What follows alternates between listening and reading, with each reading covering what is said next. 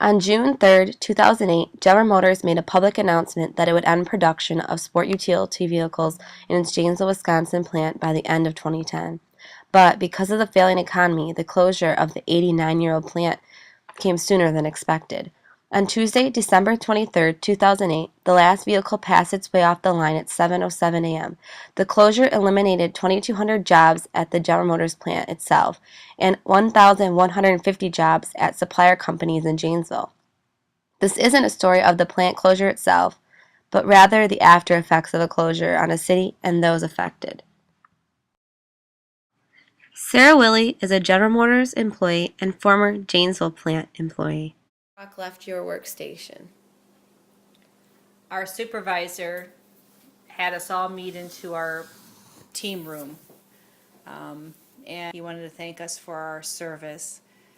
And he wanted to make sure that all of us were, it was them choosing to idle our plant was no doing of our own, that we all were good workers and dedicated and high quality work we performed. And then after that, they told us a line time, which would be the time that you could leave the plant. And there's some people that grabbed their lunch boxes and left, whether they didn't want to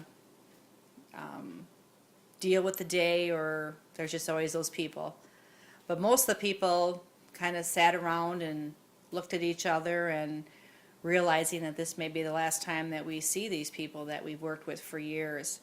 So we visited a little bit, and then we decided that we didn't want to leave. We wanted to go over and see our friends in Chassis and follow the last Tahoe out ourselves and see the people that we might not see again. So that's what I did, and a lot of the people that I work with.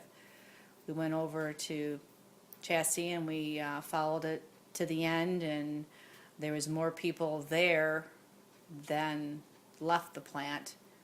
And as you can see from the pictures here at the end, even though it's a time of sadness where you see my friend Karen crying, that